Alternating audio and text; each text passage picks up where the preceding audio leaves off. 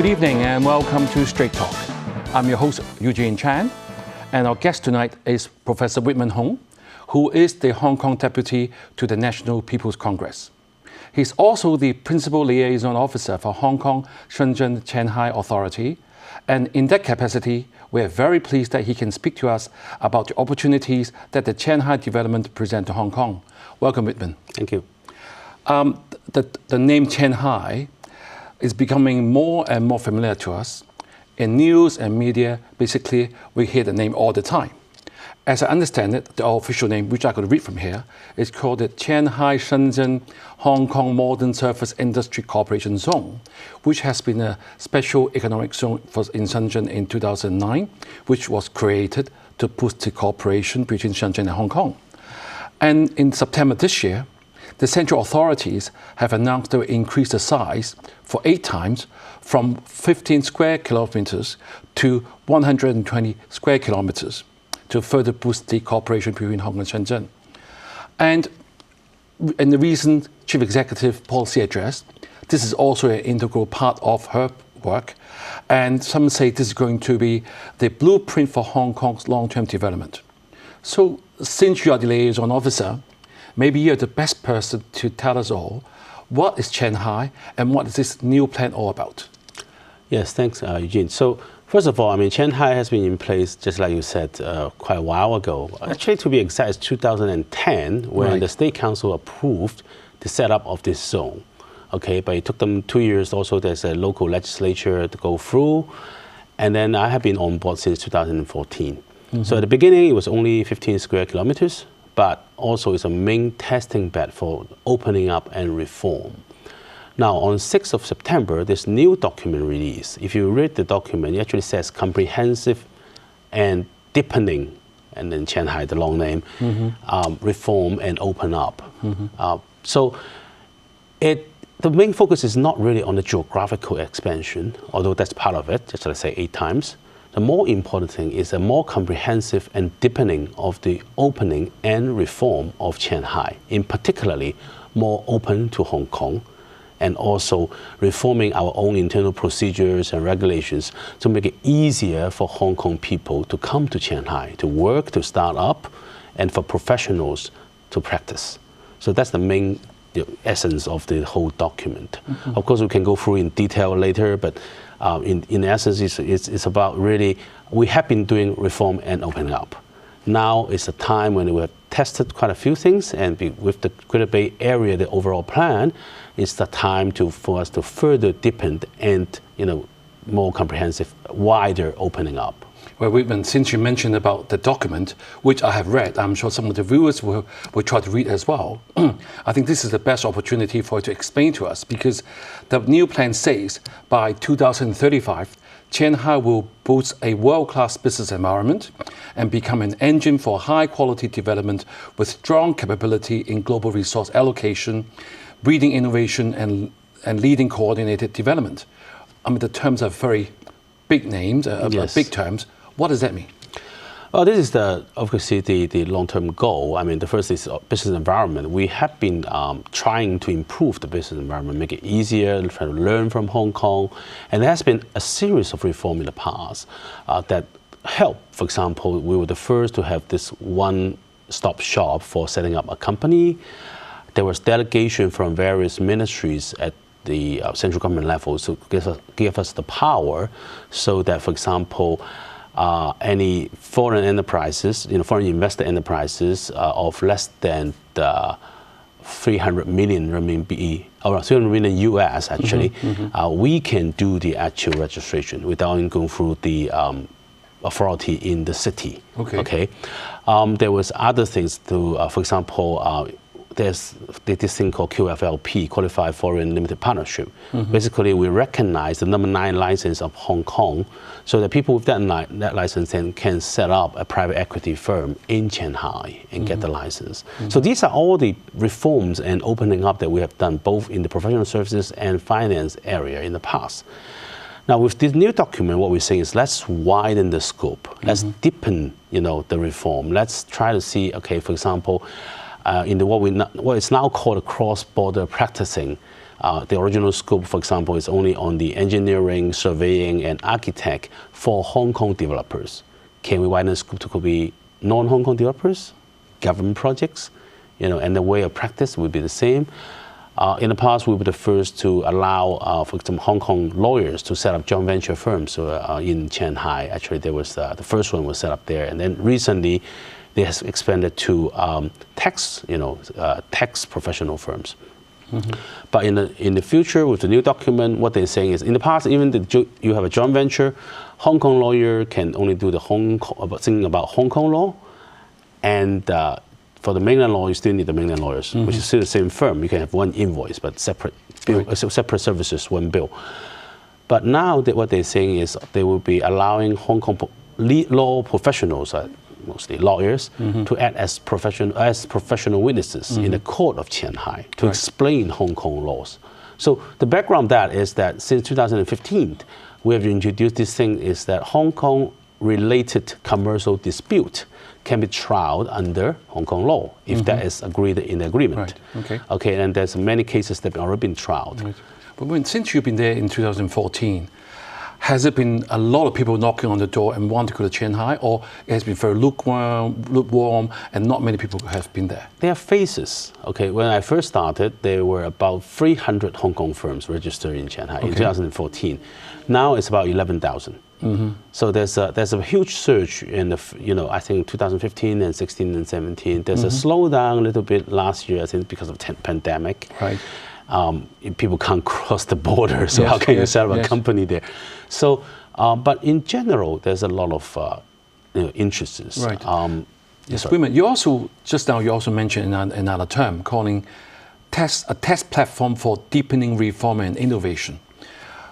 I mean, it's always they're not very clear term of what it means. So what does it mean to our viewers? I mean, who should be going there, meaning deepening reform and innovation? Well, the deepening of reform and innovation is our authority. Okay, we will deepen our reform, change our regulations, change our rules, make it more flexible.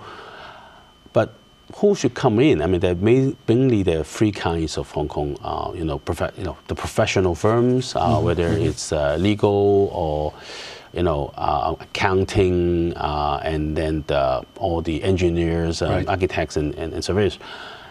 And then finance, obviously. There was a lot of finance companies already set up in Shanghai, but there will be more because the new Wealth Connect first has been established in Shanghai already. And then the innovation and technology sector. This is another area because when we first set up Shanghai, there were four major areas. It's called modern services. So how do we define modern services? So it includes professional services, information systems, finance, and modern logistics. Okay. Now they also include what we call business services. So that includes things like lawyers and accountants. Right. So these are the main areas that we attract Hong Kong firms to come in. Yeah. Very briefly, you mentioned about 11,000 companies now. And with the new plan, do you anticipate the numbers to go up? Would this be a new phase of attracting more people who want to go to Shanghai, especially with the recent policy address and also with central authorities document? Oh, definitely. I think there will be a growth because obviously geographically we're bigger. In terms of scope, it's also wider. I don't see, we don't have a calculated number of what's the target of the number of. Some of these is maybe even if they already set up a company, they can widen the scope of the services as well. Okay. So and also in this new territorial expansion, there's a one large section basically on maritime economy, and exhibition. And also the airport is now part of Shanghai, the Shenzhen airport. So that area is a brand new because in the past it's not included in our 5 services, right? So before we go to the break, let's talk about the policy address of CE that she delivered 2 weeks ago. She mentioned Shanghai 59 times in the document. Yes. And of course the Northern Metropolis strategy was a key component. So, and she also talked about twin cities in 3 circles, Pet and Shenzhen. What are your thoughts on that? Since you're very familiar with Shanghai, what do you see that? How do you see that? I think it's very smart and it's really very visionary. if you look at the three circles, one of which is called the Shenzhen Bay Quality Development Circle. Okay, and if you look at the circle is actually the northwest of Hong Kong and Shanghai. Okay, the whole thing. And what it means really is we're going to build a new core business center in the west, northwest of New Territories. Okay, Hong Shui Kiu and Tuen Mun and Yuen Long. So that really actually is reciprocal to Shanghai. Shanghai will introduce a lot of what we call cross-border business opportunities. So this new northern metropolis will have a synergy with Shanghai for sure. Definitely. Right. And also I want to ask you, Mr. Liang Haiming, which is the Dean of the Belt and Road Institute at the Hainan University, speak at the Global Times, saying that our government needs to establish high-level working groups between the Guangdong, Shenzhen and the Hong Kong government. Do you agree? Oh, yes. In fact, there is a high-level link in the past. However, I think that also needs to be strengthened. I just read from the news today, actually, I think the chief executive under interview in Guangzhou talk about escalating the linkage between Shenzhen and Hong Kong. In the past, it was the mayor of Shenzhen and the chief secretary of Hong Kong. Now it will be the party secretary of Shenzhen and the chief executive. Right. She just mentioned that, I think, a few days back. Okay. Welcome back. We have been talking with Whitman Hong about the new plan for the expansion of the Shanghai-Hong Kong Cooperation Zone. And we are going to continue to explore how this can benefit Hong Kong and how a unique strength can contribute to the economy of our motherland. Whitman, on the first part, we talked about the CE's policy address. I want to ask you, do you have any suggestions on the detailed planning on the Hong Kong side to best leverage on the Shanghai plan and the Northern Metropolis? I think yes. First of all, I'm glad to see this Northern Metropolis being planned. Now, on the left side, which is the northwest side of New Territories, today there's very little job opportunities. I mean, the likes of Yuen Long and Tuen Mun, people have to travel all the way to Central or to East Kowloon to work. If we build a new core city center there, core business area there will be new job opportunities, so people can stay there, and also, in fact, you can increase the density of development in places like Yuen Long, which today is not very dense. Another thing important is with the further development of Shanghai, there will be a lot of cross-border opportunities, cross-border professional practices, cross-border finance, as well as cross-border logistics and e-commerce.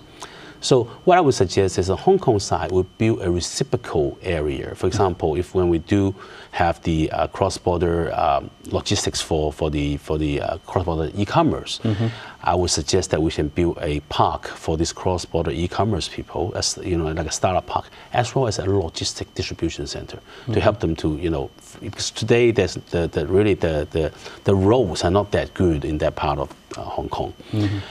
On the other hand, we should build some more, like grade A business buildings, so the finance companies can also set up there to work with Shanghai or all these cross-border like Wealth Connect, Insure Connect, all these things in the future. And also, I understand that the Hong Kong government is trying to plan to build some tech-related stuff in 5 acres of land in Lau Fao Shan. Okay, so that area also needs to work closely with Shanghai in terms of technology collaboration.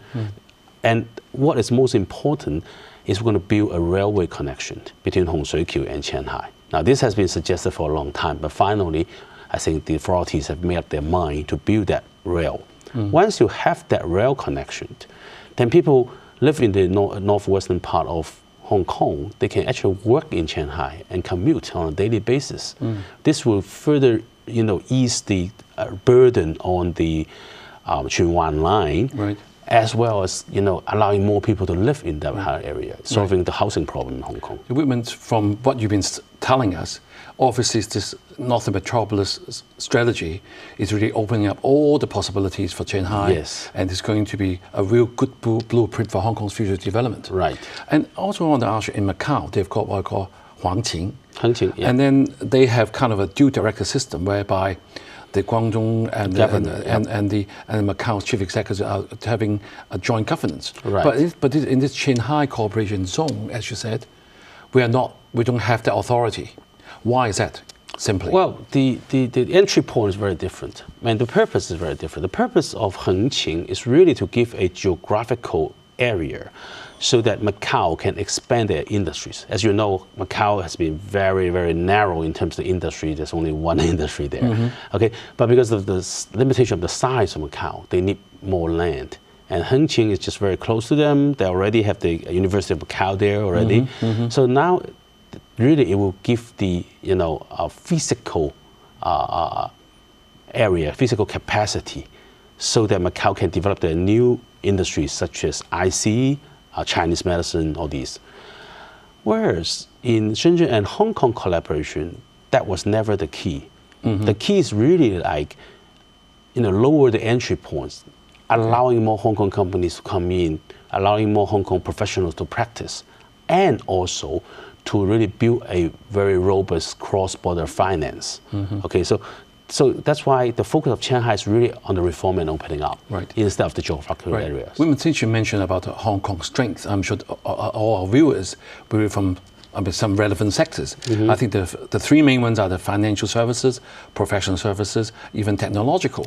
See, Financial Secretary Paul Chan has called it a milestone in cross-boundary capital flow integrated Bay Area with all this happening. So what other opportunities would it give rise to all entrepreneurs?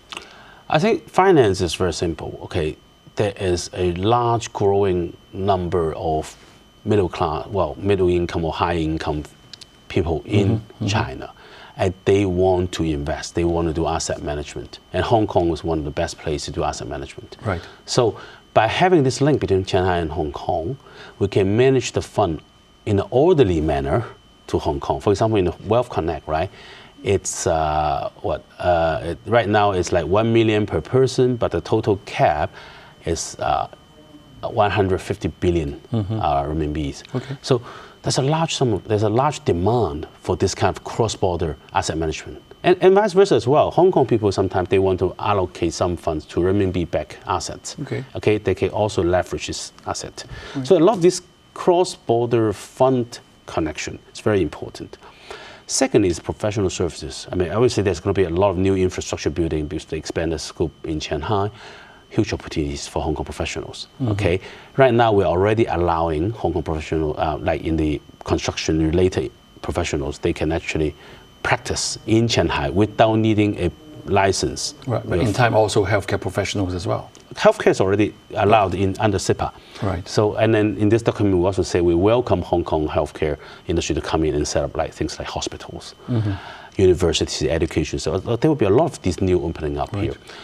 And the last part is the tech part. Well, obviously we have the loop. We have another connection in Futian. But here what we have is a ecosystem. In Shanghai, there are a lot of registered venture capitalists, private equities, angel funds, as well as things like we have an IP court, intellectual property court, and IP professionals as well. So this kind of ecosystem will help to foster the collaboration, for example, between the strength of Hong Kong, which is the fundamental research of our universities, with the industries in the GBA areas, but they can make the connect in Shanghai. We're already working, for example, with the city universities of setting up 3 major laboratories.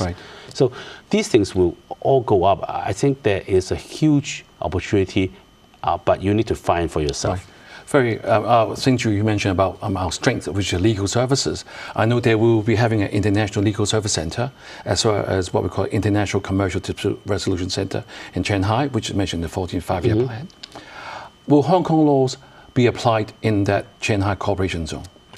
Right now, we are already allowing the any Hong Kong-related commercial dispute. When we say Hong Kong-related, it means either one of the parties is a Hong Kong company or a subsidiary of a Hong Kong company, or if the transaction happens in Hong Kong. Right now, that's already can be trialed under Hong Kong law. Actually, in this document, they will say expanding the scope of this.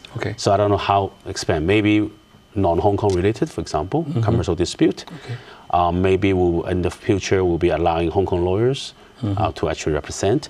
We have to do more reforms to boost up this thing, but at least it's already mentioned that we should expand this area. And in the International Arbitration Center, it's already set up. There's about 37% of arbitrators are actually Hong Kong arbitrators already That's today. A very good Yeah. So in the future, we can work with Hong Kong together to do that. Right. In the last part of our show, we want to talk about the strategic importance to Hong Kong and Hong Kong people. As you know, in the past, we've been trying to promote the Greater Bay Area to young people. It's not very effective. And they're concerned about the lower salaries, their employment prospects, whether the work experience will be counted, be recognized. Some worry about their culture, language, and freedoms. And the Macau Chief Executive has managed to get an agreement for the people in Huangqing to be able to access social media platforms. So I believe you co-founded the GBA Youth Innovation and Entrepreneurship Center. Can we do something similar, in short? Well, right now, if you use a roaming device, you also have access to all social media platforms. Right. What we're saying is we will try to lower the zooming cost. Okay, but because Shanghai area is much bigger than, and it's highly integrated with the mainland. So to do a similar thing like Hengqin, I think in short time is not that feasible. Okay. Women, as you know, this kind of the whole plan is called custom made for Hong Kong. Hopefully we will embrace it with both hands so things will work. But do you think these opportunities have been communicated effectively to Hong Kong people, especially to youth? Or if not, what can we do in short? It's my job, obviously, to do that. That's the reason why you're here tonight, yes? So I think, with the help of you and media, we will be promoting. But I think the most important thing is there are some pioneers that are already in there. In Shanghai, there's more than 520 startups that have been, nurtured by us. More than half of them are Hong Kong teams. Right. Their success will create an example for the other youth.